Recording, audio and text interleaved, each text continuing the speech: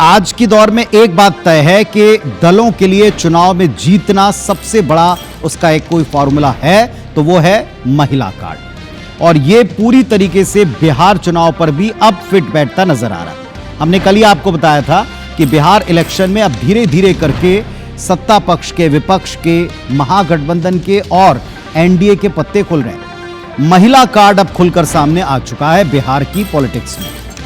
2023-2024 के बाद अब 2025 में महिलाओं को लुभाकर चुनाव जीतने की कवायद फिर साफ दिख रही है। बिहार के चुनावी दंगल में मुख्यमंत्री नीतीश बाबू ने एक साथ महिला और युवाओं के लिए कैबिनेट में बड़े फैसलों पर मोहर लगाकर महागठबंधन से बढ़त बनाने की कोशिश की। देखिए,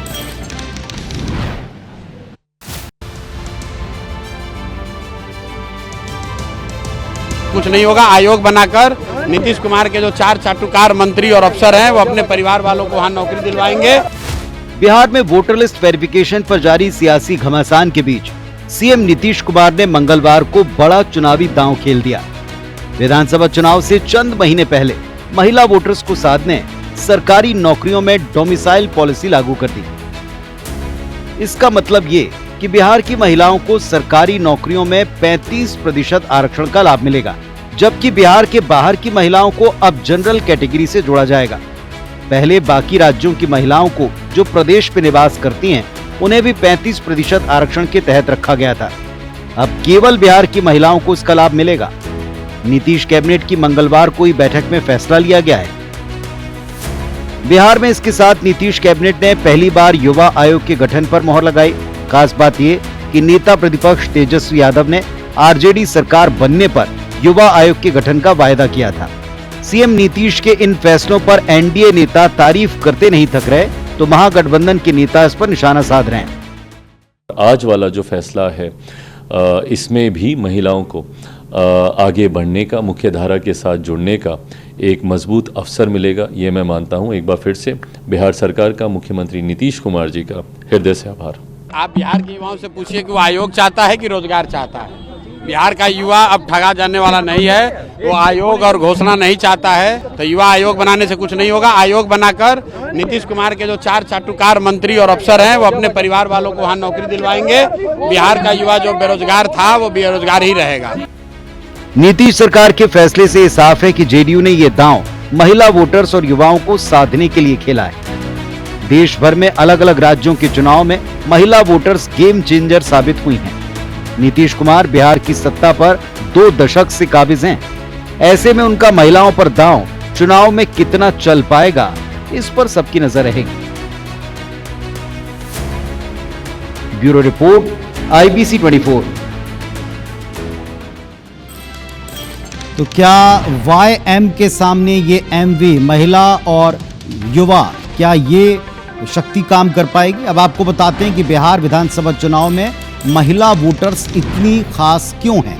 बिहार में महिला वोटर्स का प्रतिशत, महिला वोटर्स की भागीदारी, ये सब कुछ स्थिति क्लियर कर देती है। ये आपको बता दें कि कुल मतदाताओं की संख्या बिहार में फिलहाल 8 करोड़ के आसपास है।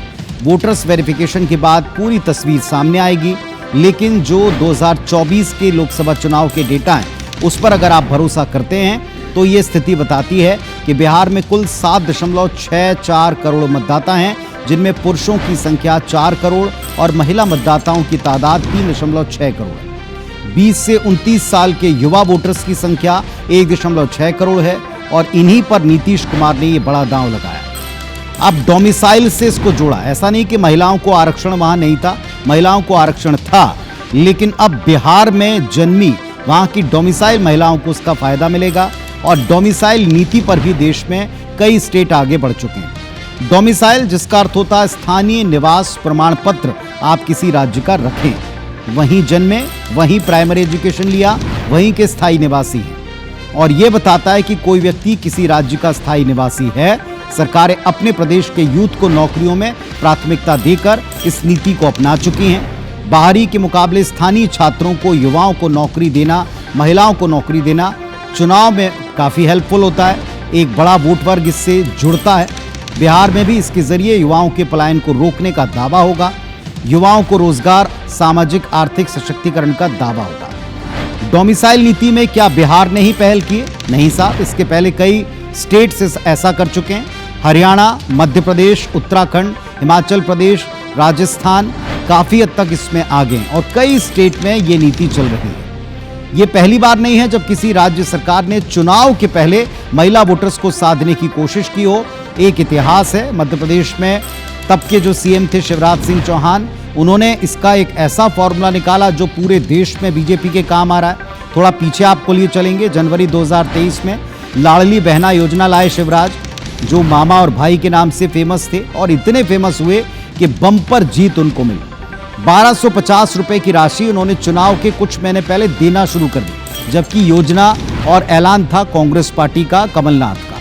फायदा मिला बीजेपी को, प्रचंड बहुमत मिला। फिर छत्तीसगढ़ के चुनाव, मार्च 2024 में सरकार में आने के बाद जो ऐलान किया था बीजेपी ने, उस पर आगे बढ़ी। नाम दिया महतारी बंधन योजना, 1000 रुपए प्रतिमाह महिलाओं को दिया और उसका सीधा फायदा पहले देश के चुनाव में, फिर पंचायत और निकाय के चुनाव में बीजेपी को प्राप्त हुआ। झारखंड में भी ये फॉर्मूला हिट रहा। जुलाई 2024 में मैया सम्मान योजना के तहत 2500 रुपए प्रतिमाह का फायदा जेएमएम और कांग्रेस को सत्ता में वापस बिठा गया। महाराष्ट्र के चुनाव आपको याद होंगे, हाल ही के जून 2024 में लाड़की बहन योजना को जारी किया और इसमें 1500 रुपए प्रतिमाह का फायदा महायुति सरकार को फिर से सत्ता में ला पाया, जिसकी डगर बड़ी मुश्किल थी। कुल मिलाकर कहने का मकसद ये कि डायरेक्ट बेनिफिट की स्कीम तो काम करती ही है, लेकिन डोमिसाइल से अपने लोगों को अपने स्टेट में अपनी नौकरी करने का अधिकार जैसे बातें गढ़कर यूथ को और महिलाओं को अपने पाले में रखा जाता है। बहरहाल अब ये देखना होगा कि आने वाले समय में इसका कितना लाभ उठा पाते हैं बिहार के चुनाव।